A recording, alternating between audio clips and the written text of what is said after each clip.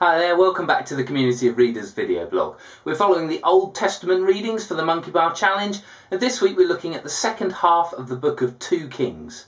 This is called The Mighty Have Fallen.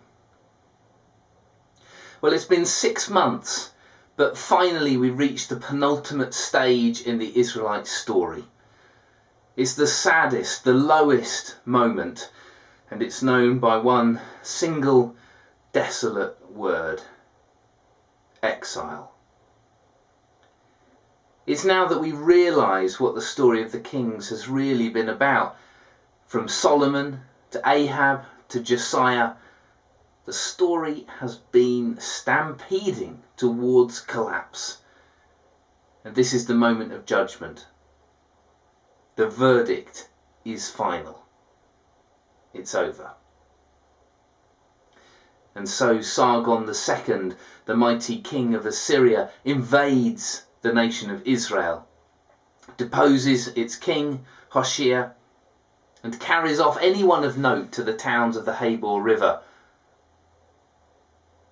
Judah, however, the smaller kingdom to the south, somehow survives the Assyrian crisis.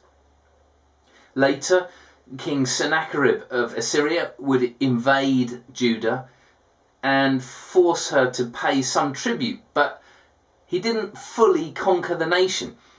Judah, still in part in service to the king of Egypt, manages to play the two off against each other.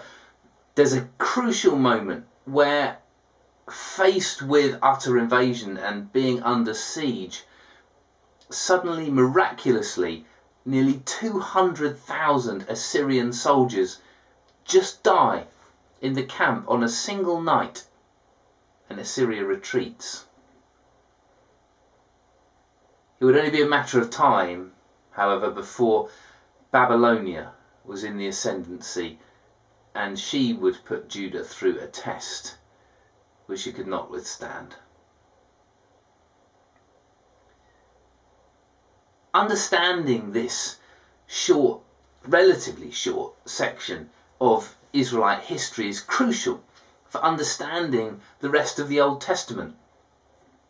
It was only about 100 years or so from the invasion of Israel to the fall of Judah, when the Babylonians took over. They even conquered Egypt, and they invaded Judah when Jehoiakim was on the throne. They put his son Jehoiachin on the throne, and then invaded and carted him off to exile in Babylon, installing his uncle Zedekiah as a puppet king. But Zedekiah even found it within himself to still rebel against the Babylonians. And that was what prompted Nebuchadnezzar to send the army that would destroy Jerusalem, raze its temple to the ground, burn the city, and smash the walls. All the nobles, artisans, craftsmen, anyone of note who had not already been carted off to Babylon went into exile. The promised land was violently wrenched from its people, those to whom it had so violently been given. Over the next 6 months in our readings, we will relive this moment time and time again through the prophetic literature. It becomes the obsession of the rest of the Old Testament. How did this happen, and how did Israel respond? Understanding the history, understanding the geopolitics, if you like, of this period really matters in terms of understanding the prophecies.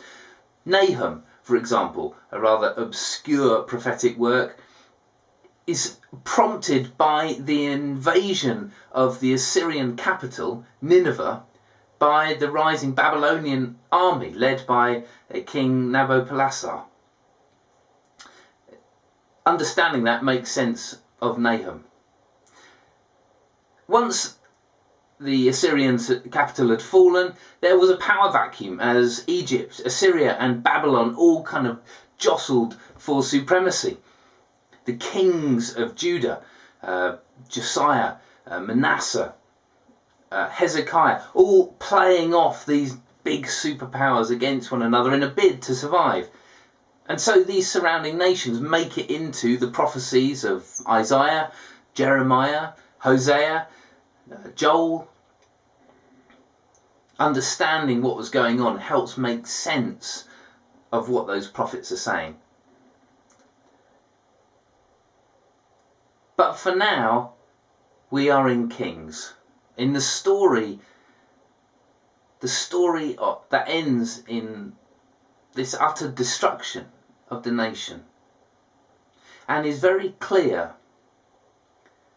that this is the work of God. This is judgment on the people of Israel for not keeping the covenant.